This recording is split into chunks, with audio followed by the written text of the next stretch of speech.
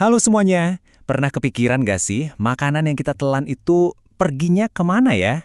Nah, di pembahasan kali ini kita bakal ikutin sebuah perjalanan visual yang seru banget buat bongkar misteri di dalam tubuh kita. Udah siap? Yuk kita mulai. Pertanyaannya mungkin kedengeran simpel ya, tapi jawabannya, wah, itu kayak sebuah simfoni proses biokimia yang super keren. Dan hebatnya lagi, semua ini terjadi di dalam tubuh kita setiap hari, tanpa perlu kita suruh. Yuk, kita telusuri bareng-bareng alurnya. Oke, ini dia peta perjalanan kita hari ini. Pertama, kita cari tahu alasan paling dasar kenapa kita harus makan. Terus, kita ikuti jejak makanan dari awal sampai akhir, kita pahami apa aja yang kita dapat darinya, kita intip sedikit beberapa masalah umum, dan terakhir, kita bahas tips praktis biar semuanya lancar jaya. Sip, kita masuk bagian pertama. Sebelum kita bongkar gimana caranya sistem pencernaan bekerja, penting banget buat ngerti kenapa kita butuh sistem ini. Karena makanan itu jauh lebih dari sekedar buat kenyang loh. Coba deh lihat poin-poin ini. Masing-masing itu tugas yang vital banget. Makanan itu ibarat bahan baku buat kita tumbuh, jadi bensin buat energi kita, dan juga jadi tim montir buat sel-sel kita yang rusak. Tanpa asupan yang benar, semua sistem ini bisa kacau balau. Nah, sekarang kita masuk ke inti perjalanan kita.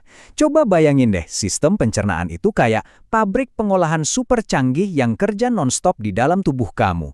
Keren kan? Totalnya ada 6 pemberhentian utama nih dalam tur pabrik ini. Setiap stasiun punya peran uniknya sendiri buat mengubah, katakanlah, sepiring nasi goreng jadi molekul super kecil yang bisa dipakai tubuh kita. Yuk kita mulai dari stasiun pertama. Oke, jadi begitu makanan masuk mulut, ada 2 hal yang langsung terjadi barengan. Yang pertama, pencernaan mekanis. Gigi kita ini tim yang solid. Gigi seri buat motong, taring buat nyabik, dan geraham buat ngelumat. Sambil gigi kerja, lidah kita pinter banget ngatur posisi makanan, dan di saat yang sama, pencernaan kimiawi juga dimulai. Pernah nggak sih kalian ngunyah nasi atau biskuit tawar gitu lama banget, terus lama-lama rasanya jadi agak manis? Nah, ini dia pelakunya. Enzim amilase di air liur kita itu lagi beraksi. Dia mulai proses ngubah karbohidrat bahkan sebelum makanannya kita telan. Canggih. Jadi, kerongkongan itu bukan cuma pipa biasa loh. Dia itu aktif banget mendorong makanan ke bawah pakai gerakan meremas yang kuat dan berirama. Namanya gerak peristaltik. Gerakan ini saking kuatnya, makanan tetap bakal sampai ke lambung, bahkan kalau kamu lagi tiduran. Selamat datang di lingkungan paling ekstrim di tubuh kita, lambung. Asam klorida di sini tuh kuat banget. Tingkat keasamannya bisa mencapai 1,5 sampai 3,5. Itu cukup buat ngelarutin beberapa jenis logam loh. Fungsinya jadi disinfektan super buat bunuh kuman berbahaya. Sambil asamnya bekerja, enzim kayak pepsin dan renin juga sibuk memotong-motong protein. Oke, sebelum lanjut lebih jauh, penting nih buat lihat bedanya 2 usus ini. Gampangnya gini, usus halus itu fokusnya nyerap nutrisi. Sementara usus besar fokusnya nyerap air sama memproses sisa-sisa. Ukuran dan fungsinya beda jauh, tapi mereka berdua ini tim yang saling melengkapi. Nah, ini dia puncaknya. Di usus halus, makanan yang udah setengah hancur tadi bakal disambut sama bantuan dari organ lain. Pankreas ngirimin enzim amilase, tripsin, dan lipase. Hati juga ngirim getah empedu buat ngurusin lemak. Disinilah semua nutrisi penting diserap dan dikirim ke seluruh tubuh lewat aliran darah. Di stasiun terakhir ini, tugas utamanya adalah menyerap sisa-sisa air. Dan yang luar biasa, usus besar ini jadi rumah buat triliunan bakteri baik, contohnya E. coli. Mereka ini kayak pekerja pabrik yang bantu membusukkan sisa makanan jadi feses sebelum akhirnya siap untuk, dikeluarkan lewat anus. Jadi, setelah semua proses yang ribet tadi, hasilnya apa sih? Nah, sekarang kita beralih dari prosesnya ke hasil akhirnya, yaitu nutrisi-nutrisi penting yang berhasil ditambang oleh tubuh kita. Ini dia Dream Team nutrisi yang tubuh kita butuhin. Masing-masing punya kerjaan spesifik.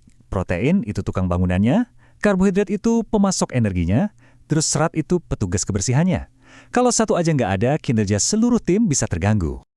Dan ini gambaran yang bagus banget tentang gimana seharusnya isi piring kita. Idealnya, porsi terbesar itu buat karbohidrat, buah, dan sayuran. Proteinnya cukup, dan lemak sama gula, sedikit aja. Keseimbangan itu kuncinya. Tentu aja, sistem yang sekompleks ini kadang-kadang bisa error juga. Yuk, kita lihat beberapa gangguan yang paling sering kita temui.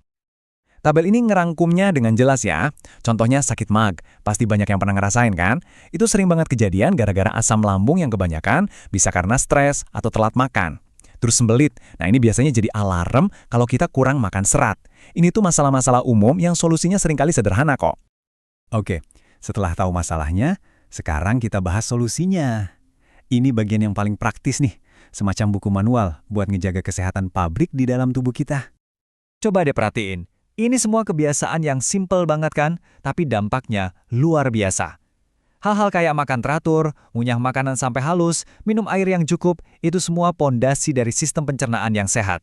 Ini hal-hal yang bisa kita semua lakuin setiap hari. Kalimat ini benar-benar merangkum inti dari semua perjalanan yang udah kita bahas tadi. Dari makanan utuh di piring kita, menjadi bahan bakar super kecil buat jutaan sel di tubuh kita. Itulah tujuan utamanya. Dan sebagai penutup, saya mau ninggalin kalian dengan pertanyaan ini. Setelah kita lihat betapa keras dan luar biasanya kerja sistem ini, mungkin sekarang waktu yang pas buat kita mikirin lagi kebiasaan sehari-hari kita. Udah cukup baik belum kita ngejaga pabrik super canggih ini? Terima kasih sudah menyimak.